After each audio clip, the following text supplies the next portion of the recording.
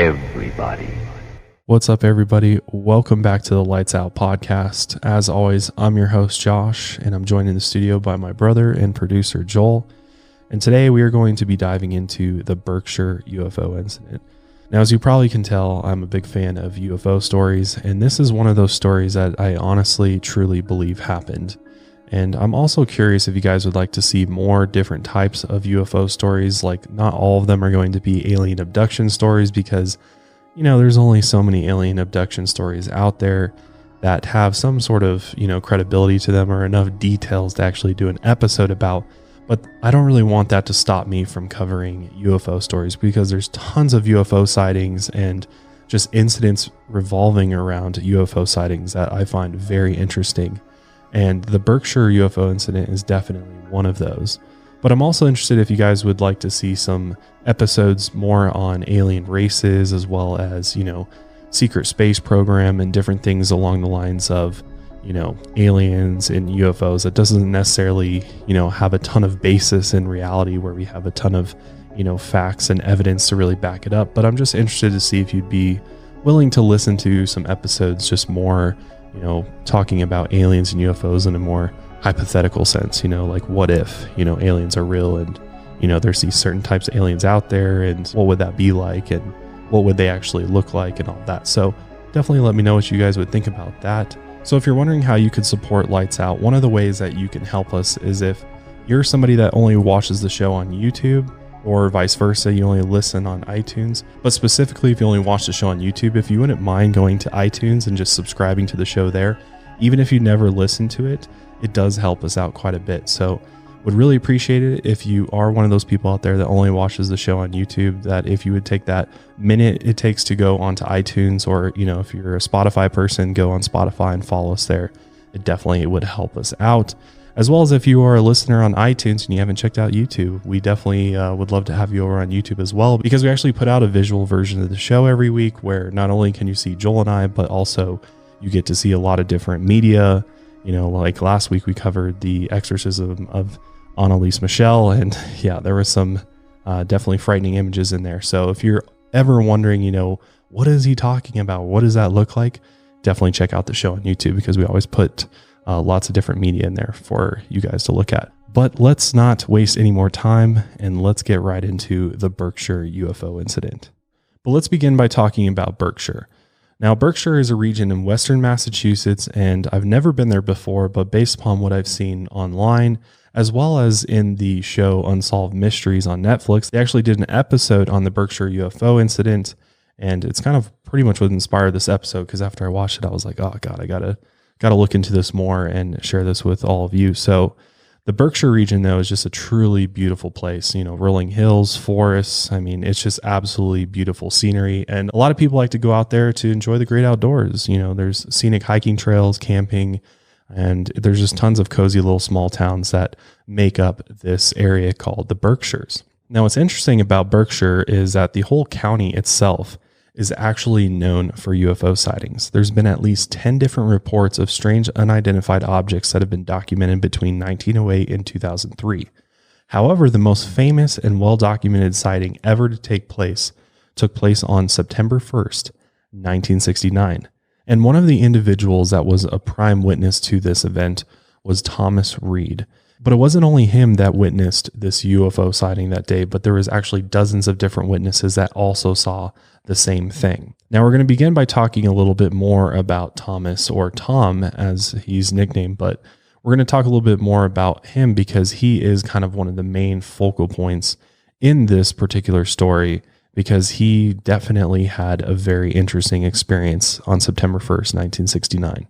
So Tom and his family had relocated from New York City to Sheffield, Massachusetts, which is a small town in Berkshire County.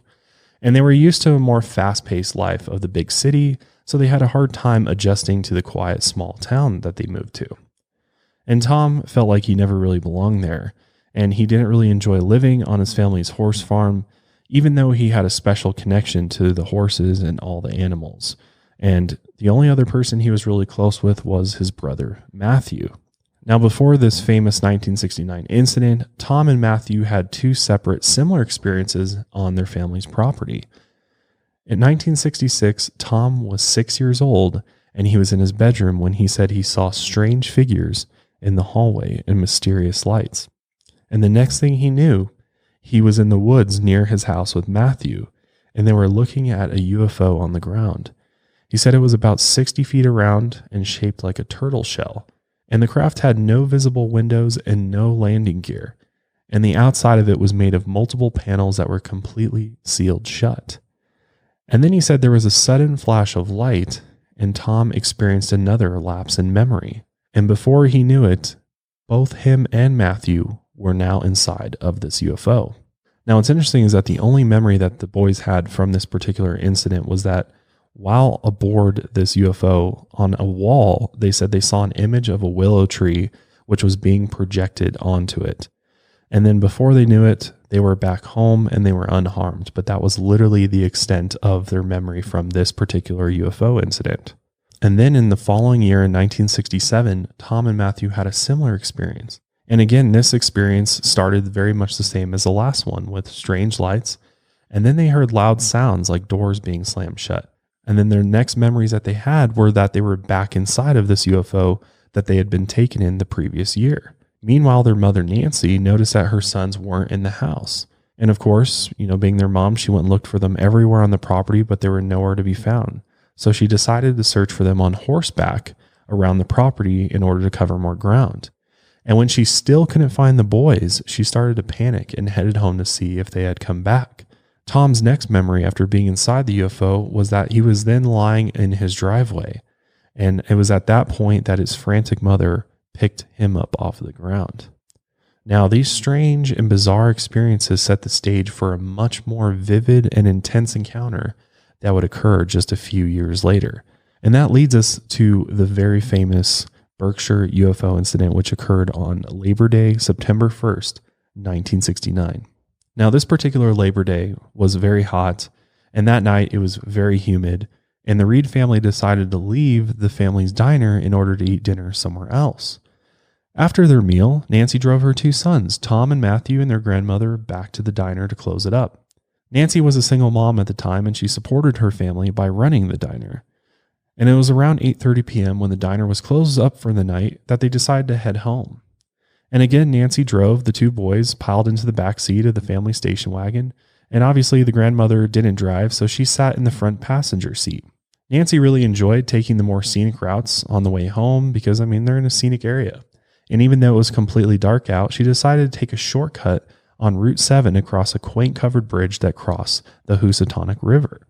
At the time, the river was heavily polluted by discharge waste from the GE plant in the nearby Pittsfield, Massachusetts.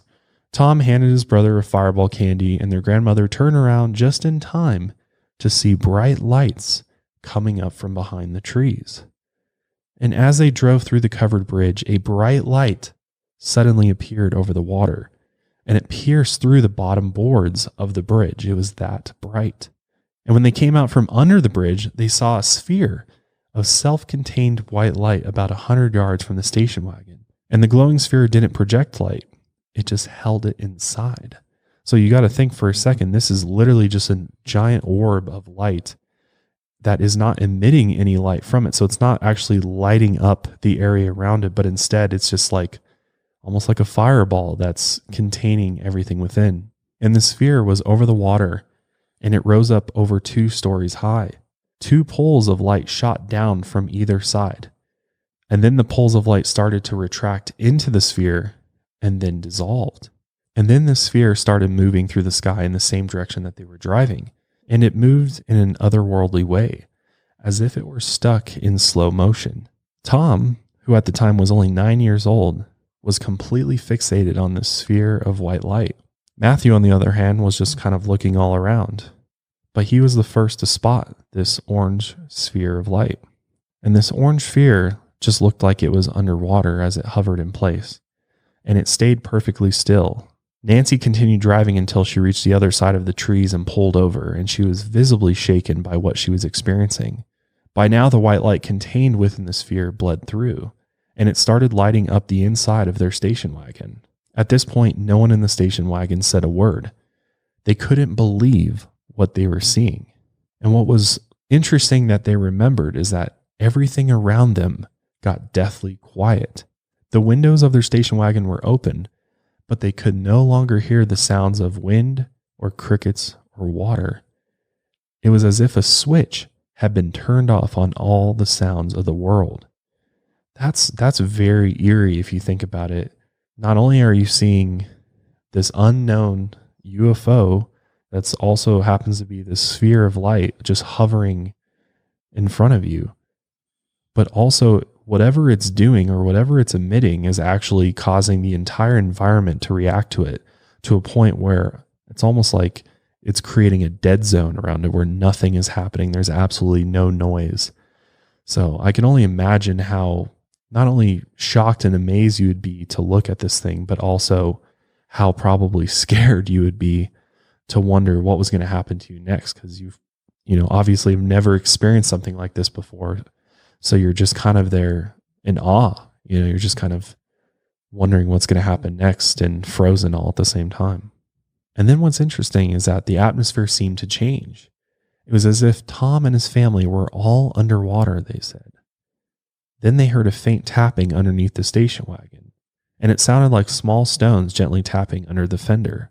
Nancy was the first to see the UFO, and it looked like a huge turtle shell, about as long as a football field with lights underneath it, and it hovered over the fields on their left. The shell had various lines and patterns all around it, and it was partly colored a goldish bronze. It had a large band around the middle, like a huge tire that made the midpoint much wider than the top and bottom. As they watched in awe, it felt as if time were moving more slowly, and what they perceived wasn't happening in real time. Now, my analysis of this is that I do believe this was some type of anti-gravity craft, or perhaps this was even potentially some type of biological entity, whether you want to call it an alien or you want to call it some type of, maybe it's even some sort of spirit. We know that spirits often can move in orbs or appear as orbs of light. So perhaps this was something, spiritual in a sense. But to me, what I think is happening is whatever this object is actually bending space and time in this reality. And that's why everything is sort of going in slow motion, because they're kind of trapped in this bubble that it's created around it. As it's hovering there, it's literally bending time and space around it. And they just happen to be inside of this area where this is happening. So that's why they're experiencing these sensations. Now you have to remember, this is 1969, so technology wasn't very advanced at that point. And the family actually owned a black and white TV, which was one of the most technologically advanced things that they owned. And so none of them had ever seen or even imagined a display of lights like they were staring at now. So this thing was emitting all of these almost like a light show off of it. Very, very bright LED lights that they'd never seen before. It's crazy to think about that people had black and white TVs only. Like there was no color. So to see what I kind of think of as like a display of LED lights or, like a laser show or something like that happening in front of them must have been just truly amazing. And then they said the pressure around them seemed to change. Everything became calm. And then they said it felt like time seemed to stop. The two spheres of light and the UFO formed a triangle around the station wagon. And then there was a massive explosion of light. And then at the same time that this explosion happened, there was almost an eruption of all of the different sounds of the night that had seemingly stopped moments before. They noted that the sounds of the night, which were just crickets and frogs, all of a sudden became a deafening roar. Like normally when you think of crickets at night or, frogs, it's just kind of subtle sounds that are happening in the background. But after this prolonged silence, it seemed like this just rose out of nowhere. And then the light became blinding and seemed to reflect off every surface. It was as if it were suddenly day instead of night. An amber glow rose up and lit up both sides of the dirt road. And then everything went blank. Tom's next memory was waking up inside a massive indoor space. It was like an emptied out Walmart or an airplane hangar. The space was lit from above with lights that looked like fluorescent tubing, and he was seated on some sort of bench that was very low to the ground, and he felt like there were other people around him. There were strange swirl marks on the floor and everything else was white. Tom was very confused and disoriented, as you can imagine, and it was very hard for him to focus, as he wasn't sure if he had been taken inside the UFO or somewhere completely different. Tom was then grabbed from behind by something hard, and it wrapped around his whole arm and pushed him up and forward. And as he was shoved along, he heard distant voices. One of them sounded like his mother calling for him.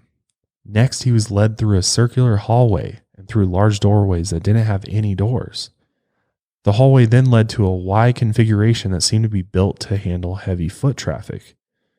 And these hallways had sharp turns and ceilings that were 10 to 12 feet high.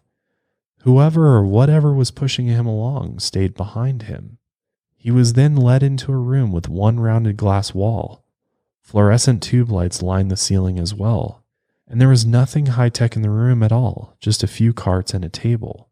Tom was then ushered onto the table and sat there waiting. And obviously, not knowing what's going on and just having to sit still on this table made Tom very nervous, and he went back and forth from feeling calm and very scared. So as Tom's sitting there, he's kind of staring at the glass wall. And then suddenly, he ran from the room into a larger area, where he was then taken back into the room almost immediately, in which he then quickly realized that there seemed to be no way to escape. And while he was kept in this place, he saw two bizarre creatures. They were standing and facing a wall. Tom knew right away that these were not humans. They looked like very large insects or ants. They were about 4.5 to 5 feet tall, which was taller than Tom at the time. They had large football-shaped heads with one point at the front where their mouths were, and then the other behind them. Their bodies were shaped like a teardrop, and they had stick-like arms and legs that looked like bamboo. Their bodies and limbs were mushroom-colored, and their heads were a shade of orange. They had round eyes that looked like marbles. The creatures didn't harm him, but he felt very disturbed to be in their presence. They didn't make any sounds or even try to communicate with him. But somewhere else in this space, Tom's brother Matthew was sitting on a similar table in a similar room. And they've even theorized that it could have been the exact same room, except at different points in time. Which goes back to my point that whatever this craft was actually bending space and time and stopping it, or making it appear like time had stopped. Matthew had a club foot, so he wore a brace on his right foot to help him walk. And while he was on the table, he felt a strange vibration and then something putting pressure on his clubbed foot. Tom and Matthew's mother and grandmother, however, had no memory of being in a similar space or on the UFO. And then before they knew it, the 4 family members were back inside their station wagon as if nothing had happened. However, the ignition and the lights were off. Tom's grandmother actually woke up first, and she was sitting in the driver's seat, and Nancy was in the passenger seat next to her, which was obviously opposite to how they were sitting before. So how did that happen? And the boys were in the back seat. And by this point, the glowing spheres of light and the UFO were gone. She tried to wake them up, but no one responded. Even though their grandmother never drove, she had no choice but to go back down the road for help. She ended up stopping outside a small general store 1.2 miles away and got out. And when she slammed the door shut, Tom woke up. Matthew's head was resting on his legs. When his mother and brother didn't respond, he jumped out and followed his grandmother into the store. She was going inside to get help, but she ignored the clerk. Instead, she walked straight to the back of the store. Tom kept following her and didn't know what she was doing. He pulled on her arm and said, "Nana, Nana," but he couldn't get her attention. And after a few minutes, she walked back to the station wagon, and Tom followed her. By now, Nancy and Matthew had woken up and didn't know how they had gotten to the store. They realized that the store was about to close because it was almost 11 p.m., and it was at that point that they realized it had been over 2 hours since they saw the glowing sphere on the river, and none of them remembered that much time passing. They then proceeded to drive home in a daze, and they were overwhelmed by what had happened and awestruck by what they had seen. Nancy didn't remember ever being afraid, but she agreed with the rest of her family that it was as if they had been drugged. She had always believed that there was more to the universe than just life on Earth, and that there are a lot of things that humans just can't understand. And while this experience was disturbing and difficult in many ways, She has said that she feels fortunate to have witnessed something that few people will ever experience. Tom has had a similar experience, feeling privileged to have been a part of something bigger and more important than his life alone. Now, what's interesting about the Berkshire UFO incident is that the Reed family were not the only witnesses to this incident. Over 40 residents from multiple towns in Berkshire County had their own paranormal experiences with the spheres of light and the hovering UFO that Labor Day weekend. Many of the witnesses and people who experienced strange occurrences were children. Tom Warner was 10 years old at the time, and he was at home with his babysitter Debbie coloring.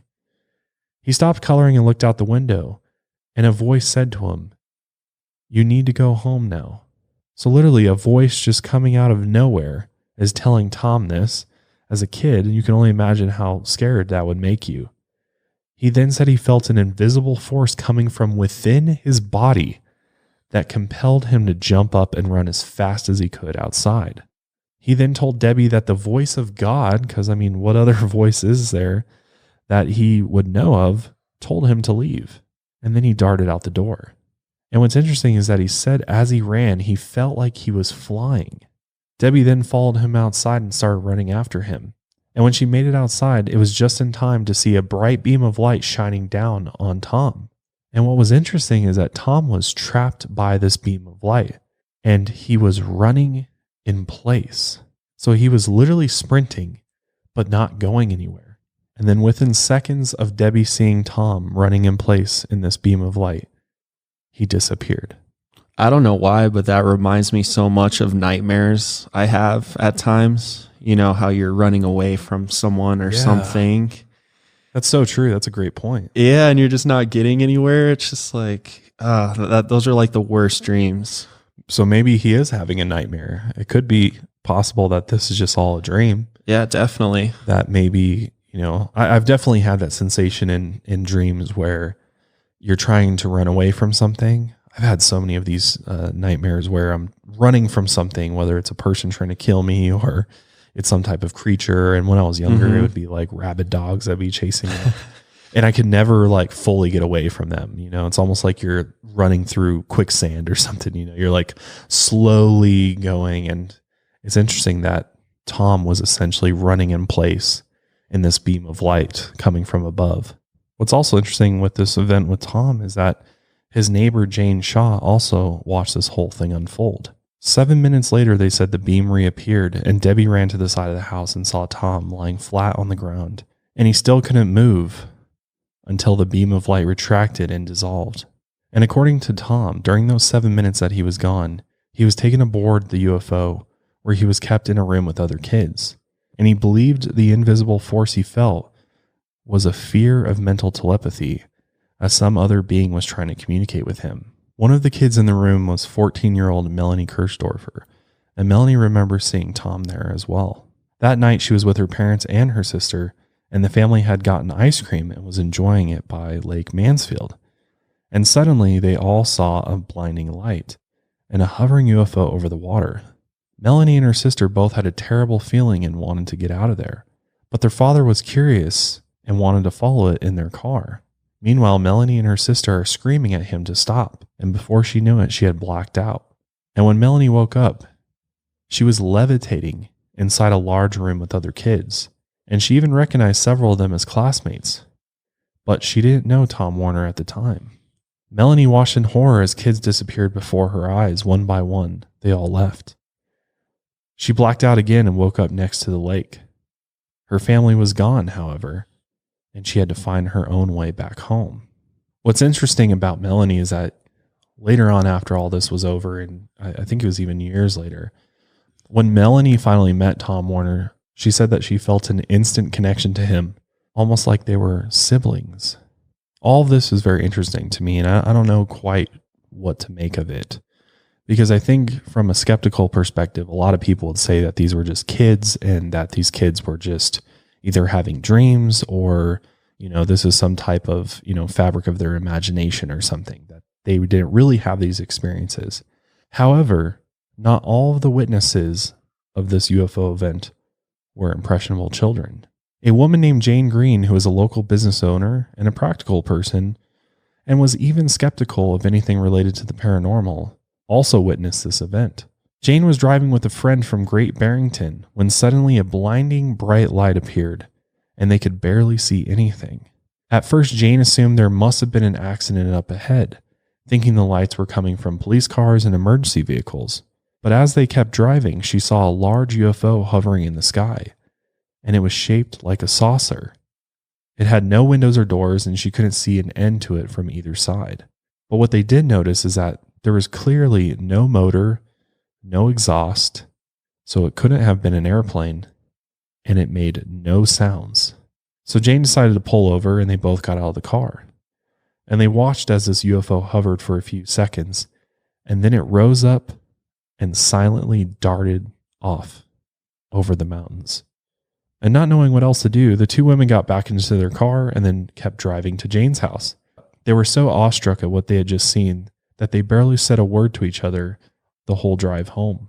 And when she stopped the car again, Jane looked at her friend and said, "What just happened?" When Jane told her husband, he said she should call the radio station WSBS. Jane knew the director of the station, and when she told him what had happened, he joked that she and her friend must have been drinking. Then he said it could have been swamp gas. Wow. I don't know. I've never heard of swamp gas appearing to look like a flying saucer. What the fuck even is swamp gas? I don't even know. Have you ever heard of that before? Never. Swamp gas? What the hell? But Jane knew that what she had witnessed was not of this world. Jane's friend has since passed away, but she's always been thankful that other people witnessed what she saw. And as a lifelong skeptic, she knew that no one would believe her if she was the only witness. Since this night, Jane has felt guilty that she would have just brushed the story off as bullshit if she hadn't seen it with her own eyes. That night, the radio station received dozens of calls from people who saw the bright lights and hovering UFO. No one described what they saw as a UFO or alien spaceship, but they all described eerily similar details of what they witnessed. The station reported on the sightings as a news story, but the next day they followed the standard protocol and everything was deleted. Was that by chance or on purpose? That's the real question. All of the witnesses claimed to experience a change in atmospheric pressure like they were underwater, and then everything going silent all of a sudden, including this sensation of feeling like time has been lost or time has stood still. Now, this UFO event completely shook this region of Massachusetts. People were confused, and the people who didn't see anything that night didn't know what to make of their friends and neighbors. But what we do know is that every witness described disturbingly similar details. Kids at the Sheffield Center School who were aboard the UFO drew pictures of what they had seen, including Tom Reed. Tom remembers at least 20 drawings from his 4th grade class alone, and these sketches hung on their class board for weeks. The kids couldn't stop talking about what happened. One of them was even the child of the chief of police. Tom and Matthew Reed said they suffered from nightmares about that night, so much so that they slept together in the living room afraid of being alone in their rooms. Shit, I would be too after that. Oh yeah, me too. That's fucking terrifying. They knew something strange and unexplainable had happened to them, but they didn't know what it was or what it meant. It just left them feeling anxious and upset, just like all the adults around them. Tom felt distant and disconnected from other kids and from things he used to enjoy. He always had a special bond with the horses on his family's farm, but he believed that the connection to horses and other animals were heightened by this experience he had had. Now let's talk a little bit about the aftermath of this UFO event. This is probably one of the most interesting parts of this story, and that is that even though there was over 40 direct witnesses that night of this UFO, there's no official records that exist to prove it. The radio station manager asked anyone who witnessed the strange sightings that night to call in and tell their story, but they didn't even record the broadcast. They didn't even save the recording from that night. Also, the local police blotter didn't record anything out of the ordinary for that night, even though there was all these people that claimed they had seen this UFO. Which is so ironic, because you would think if this many people have seen the same UFO, that they would be eager, to take all the records, all the notes on, what everyone's seen just as evidence to have. But it's almost like there's some type of authority out there, you know, approaching these people who are dealing with the public like that, letting them know like, hey, if you keep any information that we don't want to expose to the public, then I mean, what? That's not like they're going to kill them for that, but it could be like some serious consequences, right? Yeah, it seems to me that there is a major cover up of this event. That's what I truly believe, is that there's something really happened that night that they did not want anybody to know about. And when people started coming out and talking about their experiences and how wild it was, I think this really scared some people out there that did not want anybody to know about this. It's either a cover up or, you know, you got to remember it's 1969. So talk about UFOs and aliens wasn't, you know, socially acceptable. So right. People were probably like, oh, that's just a bunch of fucking hooey, you know, like, what are you talking about? You're crazy, boy. Like, yeah, it was a nightmare. It was, you know, like people like to dismiss paranormal activity all the time. So, you know, it could have been just everybody dismissed it. But I don't know. I think something, you know, something else is going on here because there's not any record of it at all. And it's almost like it's been completely erased from everywhere it could have been recorded. There's nothing. Because even the son of the Sheffield chief of police claimed that his father conducted multiple private investigations into the UFO sightings. Because come on, there was way too many eyewitness accounts, and everybody's eyewitness accounts were very similar. So how can you ignore that? Unfortunately, the Reed family did not do well after this incident. The family members were harassed and sometimes even followed. Tom and Matthew were even bullied in school. They got into fights and the other kids mocked them relentlessly, which that to me right there proves my point that there is definitely a cover up happening. The fact that the Reed family was literally followed, they said, who's following them? You know, it makes you wonder. People fought with them at their diner even, and the police had to start hanging around in order to make sure fights didn't get out of hand. And the community was split. It was divided into believers and non-believers, and the two sides definitely did not get along. Less than a year later, Nancy ended up selling the diner and moved her family to Great Barrington, Massachusetts. And despite the number of people that seemed to want to discredit the Reed family, they really were credible witnesses. I mean, Tom's father was a prominent attorney and college professor and even held public office. Tom's grandmother was a governess for President Roosevelt's grandson, William Roosevelt, and lives on his property in Colorado, actually. Tom went on to have a successful career of his own, including founding the International Model and Artist Group, Miami Model South Beach, and in fact, he believes his career started when he asked his mother to buy him a camera. He wanted to be able to take pictures and document any future incidents, but they were essentially run out of town. Like they weren't able to even stay there because the amount of ridicule that they got. And you got to think like with any of these paranormal stories or UFO events, like why would prominent people that have, you know, all the successful careers, have all of these things going for them, why would they just come out and make up shit and make up the most wild story about being aboard a UFO and seeing this, you know, sphere of light just come out of nowhere and abduct Tom? And why would they make that up? Like, why would you jeopardize, you know, your life and your credibility by just making this story up? It's not like the story is going to make you rich. It's not like it's going to really help you in any way. So to the skeptics out there that are like, this is just bullshit, it's made up story, I ask you, why would they make this up? What would be the purpose behind it?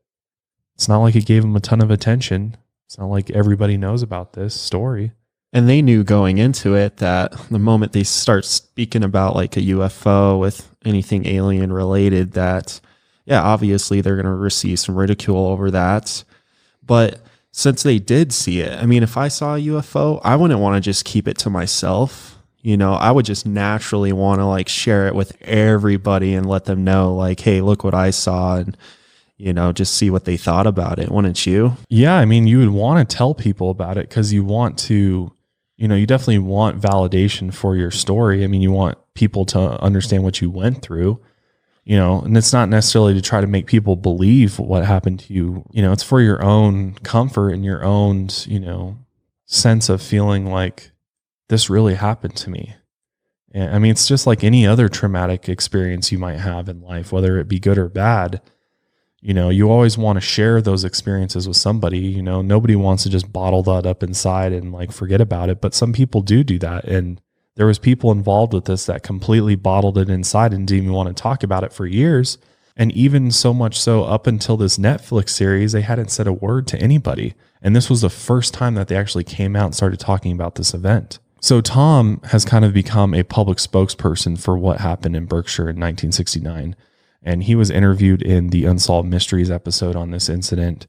And what's interesting, though, is that they did not go into the details about what happened to Tom. They didn't even remotely suggest that Tom was abducted by aliens at all. And I mean, Tom is very careful about explaining his experience because he doesn't want to say aliens abducted him, because he knows that, that carries some, people are going to look at you funny if you say that.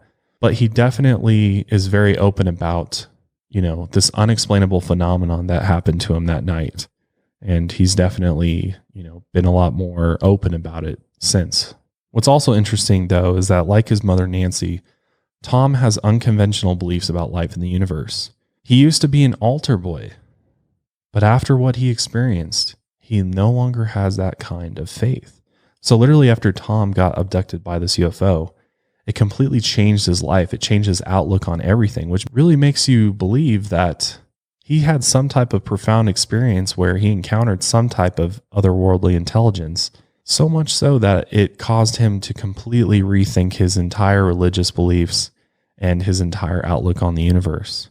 Tom believes that the Earth is sort of a hub for all life and that species on Earth could be from other places. He's not sure if these beliefs could explain what him and his family experienced, but he seems comforted by them. Him and his family also chose to focus on the positive aspects of being a part of history, and Tom believes that this shared experience helped bring them closer together. But speaking out about it definitely still has its drawbacks. It's important to note that Tom and his family don't make any money from his publicity, but he does believe it's tarnished their name. He said he doesn't like what comes up when someone Googles his family, but that what they experienced was too important and extraordinary to stay quiet. He also encourages others to come forward and tell their stories as well. His mother, Nancy, rarely spoke about what she witnessed over the years, but she's recently talked more openly about it, including sharing 2 other UFO sightings she's experienced in Louisiana and Florida. She said other people were with her at those times as well. However, Tom has gone above and beyond to prove his credibility. He even took a polygraph test, which found that he was 99.1% truthful when talking about the event. And even though a polygraph test doesn't really prove anything, because polygraph tests are definitely not the most reliable tests out there, but it's definitely a step in the right direction to help others, believe what he's saying is true. And he feels like it's a good step forward. However, back in 2006, Tom got into a car accident and as a result had to have an MRI. And when his MRI scan came back, it was completely clear. So that pretty much, that doesn't really explain much, but it does at least suggest that there wasn't like, a tumor or something like that, or some severe health condition that may have contributed to, this experience that he said he had. In 1992, the United Nations was considering creating a special unit to study UFOs, and the Reed family's attorney brought their experience into the discussion. Tom's father was even planning to write a book which detailed the family's experiences during and after the event. And exactly 14 years to the day after the family's attorney sought to collaborate with the UN, Tom's father died under suspicious circumstances. Again, that's me screams there is definitely a cover-up happening of this event, and that there is something else involved or new about this that did not want this to get out. And the only evidence for this event is the eyewitness testimony of those who experienced it. However, the Great Barrington Historical Society Museum still decided to induct Tom Reed's personal account into their archives. The induction was based on Tom's story and written records provided by the radio station that received calls from over 40 witnesses. And for Tom, this was a huge win. It effectively legitimized his account of what happened that night and declared that his story is valid from the perspective of historians. That's great. The events were also validated by the International UFO Museum and Research Center in Roswell, New Mexico, where a replica of the UFO Reed described is on display. Tom's story was also the first ever account of a UFO encounter to be inducted into the United States archives as historically significant and true. Tom's account received state citations by Massachusetts Governor Charles D. Barker, the Lieutenant Governor Karen Polito, and the Massachusetts Historical Society. And in a 2015 letter from the governor, the Reed family story is officially recognized as an off-world incident. Now, why would the government be so willing to accept this story as true? I mean, they're at least giving it credibility by, inducting it into their historical society and into their archives. Like, clearly they think there's some truth to it. I mean, they wouldn't just do that for some bullshit made up story. So clearly they believe it to some extent. What's interesting is that later on in 2018, a spokesperson for the governor said that his signature on the letter was an error. The Great Barrington Historical Society, which had called the account significant and true and formally inducted the story, tried to walk back its official stance as well. That's not suspicious at all. I'm telling you, there is something happening here. There is definitely some type of entity that's trying to cover this up. They do not want this to be acknowledged. But Judge Kevin Titus of the 30th District Court signed and sealed the records from the governor and from the Historical Society, making them uncontested lawful documents. In 2015, a group of people who had witnessed the event decided to give themselves the recognition they deserved. Tom Reed spearheaded fundraising efforts to create a monument, and they campaigned for the cause and brought together even more witnesses to help raise money. The group ended up raising enough funds to build a 5,000-pound concrete commemorative monument near the covered bridge where Tom and his family first saw the sphere of light above the river. Cars are no longer allowed to cross this bridge. A historical marker was also added near the bridge, and the state seal and governor's citation are prominently displayed. Tom went on to form the nonprofit UFO Monument Park Incorporated, an organization that maintains a small area around the monument. And in 2017, the International UFO Museum in Roswell gave a generous donation to expand the park and add solar lights. The UFO Monument Park has been vandalized on multiple occasions, and the supporters always came together to restore the monument. However, in 2019, the town removed the monument, claiming that it had been erected on town property. At first, Tom and his group were expected to remove the monument themselves, and when they refused, officials took action, claiming the monument was removed at considerable expense to the town. Tom and supporters of the park are fighting to have the monument put back into its rightful place. While the monument was being planned, built, and erected, Tom said that the town had no issues. But officials now claim that the monument violates the town's bylaws. If they allowed it to remain, it sets a precedent for future unlawful structures. When the land was surveyed, it was determined that the monument had been on the town's property. Still, this is a significant site to many people who are affected by this 1969 UFO incident. And when Tom went back to the site, he said he felt an odd undertone. He said, "I physically feel a change. I get uncomfortable. There's an uneasiness, almost an anxiety. Even 50 years later, there's some undertone. Maybe it's emotional memory, but it's uncomfortable, and I don't like it." But for over 50 years, Tom's story has been consistent, and Tom and his family and many others feel inspired and invigorated by what they had experienced together. Local people are more likely to believe the story than to scoff at it. And for those who don't believe in aliens, many other theories have been suggested. Some believe that the government killed the story, ordering the radio station to destroy evidence and the local news outlets not to report on the account. If the government was testing some top secret new technology, they wouldn't want the details to get out. This new technology could have been connected to the ongoing space race at the time. If other countries got wind of the United States' advanced technology, it would be a threat to the space program and maybe even national security. Now, here's my problem with that theory. A, why would the military be testing top secret technology even remotely in an area where people live and drive around and would clearly see top secret technology that happens to be glowing spheres that are obviously going to be picked up in the night sky? Why the hell would the military do that? They wouldn't. First of all, military doesn't test top secret technology where there's a bunch of fucking people, right? They go out to places like Area 51 in the middle of the desert where the likeliness of somebody seeing it is very slim to none. So to me, that kind of just debunks the theory in itself. Plus, if you look at a map, there's really not even a military base where top secret technology could be held even remotely close to this area. So definitely don't think that this was military technology. Could it have been the military trying to cover up the event? Absolutely. Because if there was some sort of unidentified flying object, at this point in time in history, this was still not really public knowledge. People did not know that this is a real phenomenon. So absolutely, they could have tried to cover it up and act like it never happened, because chances are, in many cases of UFO sightings, the military does pick up things on their radar. I mean, they're constantly monitoring the space above the country and looking for, unknown flying objects flying around, because obviously that's a danger to planes and everything else that's flying in the sky. So clearly there was some type of involvement either by the military or some shadowy government organization or group that actively tried to cover up this event. What's also interesting to note is that the moon landing was just a few months before, on June 20th, 1969.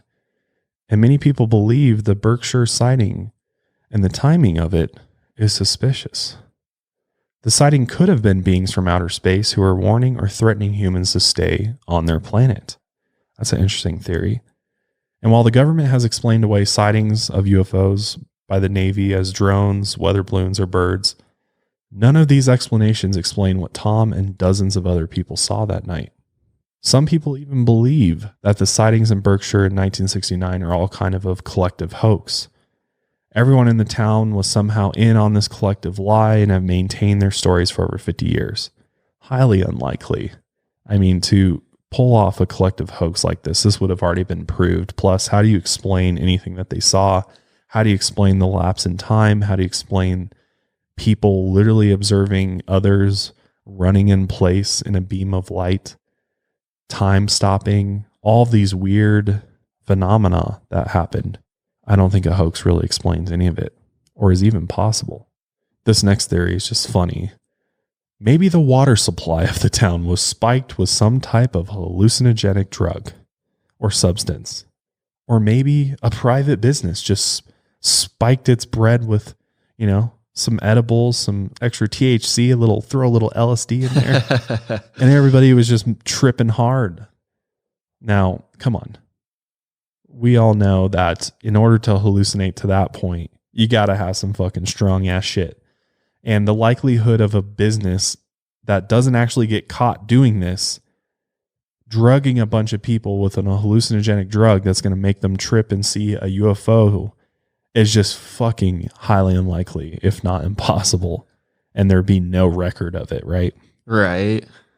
The only thing that I could think of is like this was some type of covert military operation or some type of CIA experiment or something like that. It's possible. But to me, none of these theories add up other than this was a legitimate UFO sighting. Obviously, in any type of story like this or paranormal account, there's always going to be people that believe people are just making up their stories in order for it to get attention or to make money. And I don't know. I mean, maybe there were some people that just kind of jumped on the bandwagon and was like, oh yeah, I saw it too, in order to get some attention from their friends or family, but nobody profited off of this. Nobody got uber rich off of this event. I mean, shit, most of us didn't even know about this at all. So that doesn't make any sense whatsoever. I mean, nobody's like, oh yeah, I got rich off the Berkshire Ufo incident, man. Just told this crazy story and it got picked up for a book and then a movie and then no. Yeah. Nobody did that. Nobody did that at all. And you got to remember that so many people that experienced this independently of each other had pretty much the same story or a similar account of what they experienced. And not only that, their stories haven't changed over the years. And if this whole thing was made up, it's highly likely that someone would have cracked by now and, let us all in on the big joke here that this was just a big hoax, but that hasn't happened.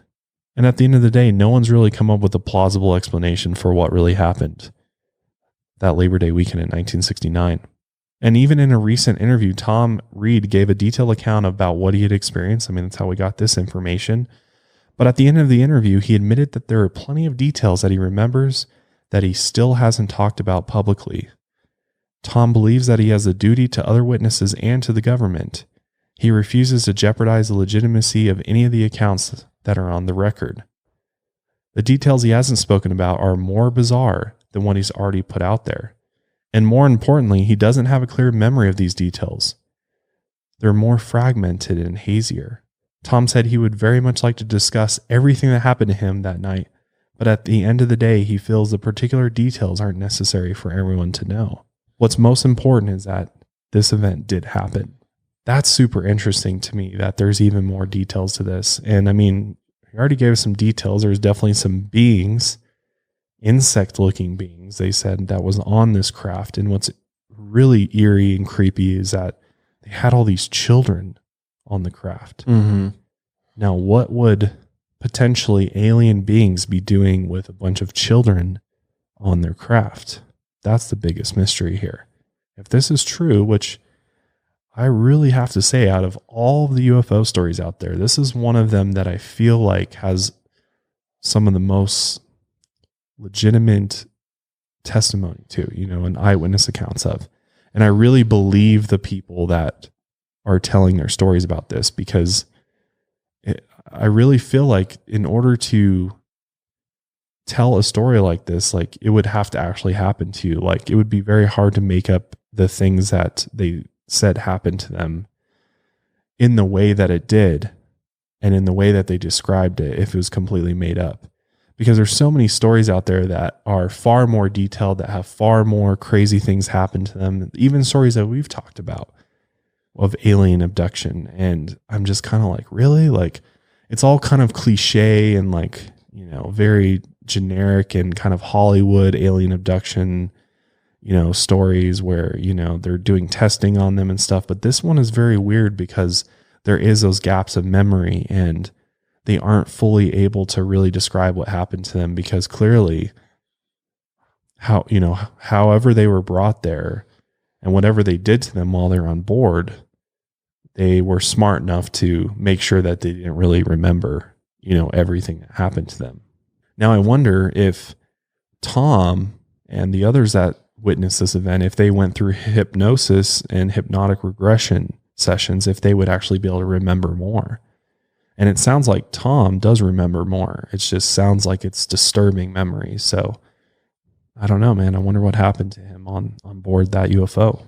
I feel like Tom has way more details that he could provide the public on, what he experienced, because he was actually on board and he saw other humans on there. And I'm sure he saw so much more stuff than what he's given out to us. But at the same time, I think one of the main reasons for that is, obviously to protect himself, because if he leaks out too much information that certain individuals or, government or anything around those lines finds out that, he told, then I would think he'd have a giant target on his back. Wouldn't you? Like, yeah, I think that's a absolutely valid point. I think probably he doesn't want to put himself in danger. I mean, clearly he witnessed something that is very either disturbing or it's, could cause him to end up dead randomly, because I mean, people do suspiciously die after talking about events like this and UFOs and encounters with aliens and things like that, and just even other paranormal events. So I'm sure part of it is a safety thing. Like he's legitimately worried that if he comes out and says everything that he saw and experienced, that perhaps there's, a bullet with his name on it somewhere. And it's very clear that, this event really did happen. I mean, the number of eyewitnesses, the actual description of everything, I mean, it checks out with other evidence, photographic and video evidence that we have of UFOs, especially the fact that it was a saucer followed by two spheres of light forming a triangle shape. I mean, we've literally seen things like this before. So to me, this matches up with so many other pieces of evidence and so many other eyewitness testimonies of UFO sightings that I really do believe that this event actually happened. And I also believe that there was some type of government agency or military group that was actively trying to cover this event up, because clearly something happened that they did not want the rest of the world to know about. And they were willing to do whatever it took in order to keep this on the down low. So the fact that this is all sort of coming out now and maybe more will come out in the years to come really makes me interested and intrigued in this. And maybe we'll find out more. Maybe Tom will eventually come out and say, everything that happened to him, or he's already, been paid a visit by the Men in Black or something, and they've told him straight up, like, don't you ever come out and say exactly what happened. Because I mean, at the end of the day, for all we know, this could have been alien beings. It could have been,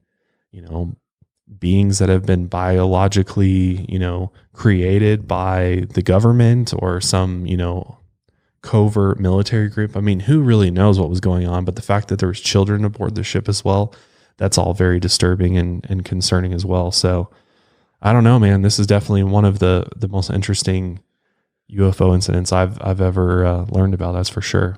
But with that being said, I definitely would love to know what you think about this. What are your thoughts? Do you believe this happened?